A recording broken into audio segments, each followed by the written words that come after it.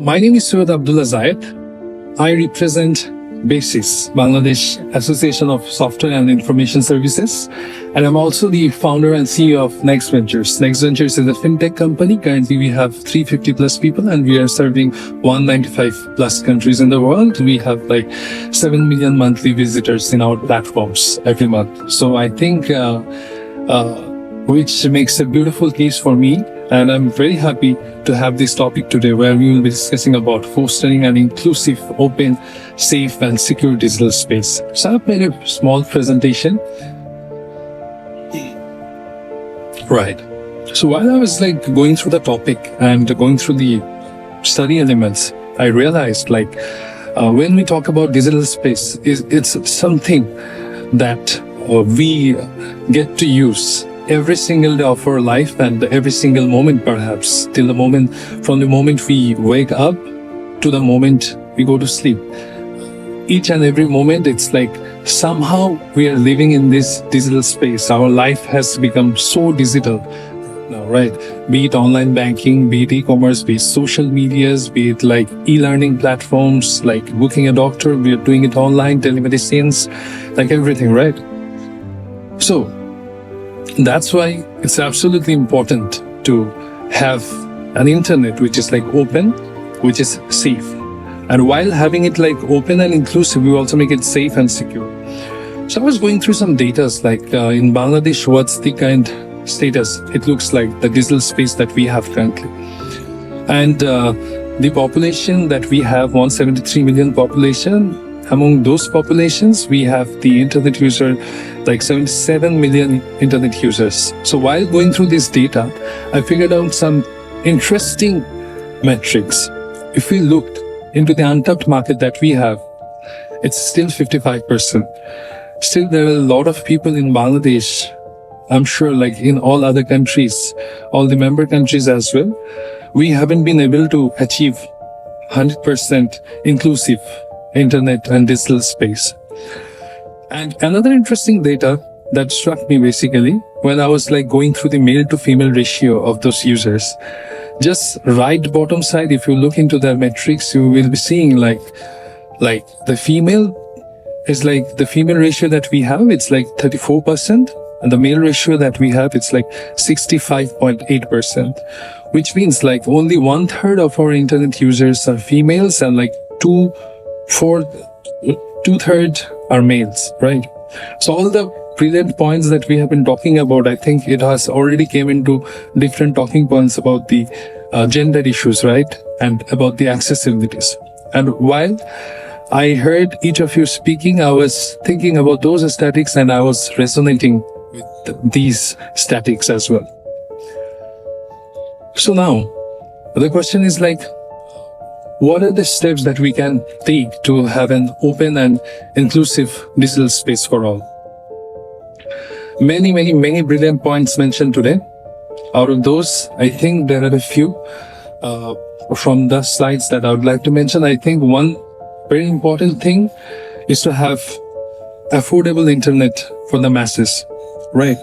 So it's something if we want to make the digital space open and inclusive for all, so we need to think about all the socioeconomic classes people that there are.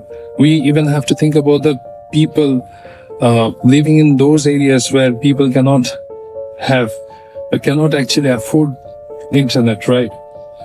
And then we also have to ensure that we have sufficient infrastructures developed in different areas of our countries, so that we get that access.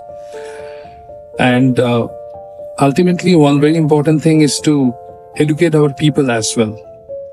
We need to focus on the cybersecurity part. We need to focus on the literacy part, overall the digital literacy part. And also when we are talking about inclusion, I figured out there are some social stigmas out there as well.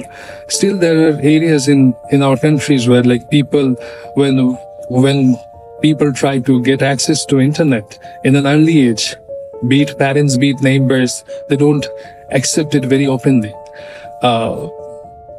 At points, there are still people who only emphasizes on the darker sides of the digital space, but we also should embrace the positive sides of internet and let our children, let the boomers, the new generations get access to those internets, and also the female population of our interest. And once we have a platform like which is open and inclusive, that's just one part, right? Having it like open and inclusive, but we also need to make it like safe and secured, right? So I think there have been brilliant points mentioned about safety and security.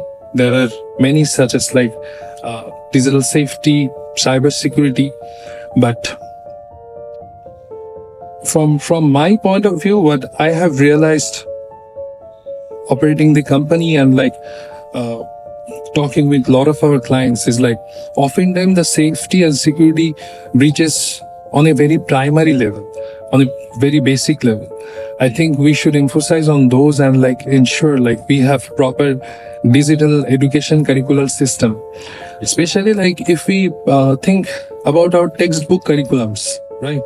When I was studying in school, I used to have study curriculums which is like I used to have a class called PT class where I was taught different sort of exercises. But right now we are getting into a new movement, right, into the digital space. I think these digital safety, security, these should be included in the educational curriculums so that like people and our students can get to learn about these things from a very early age.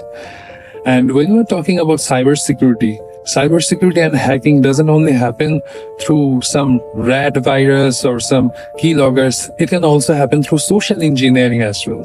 People can talk with people, do the sweet talks and do their social engineering, right? So these are the things that we should also educate our users when it comes to the digital safety and security, apart from taking all those technical measurements.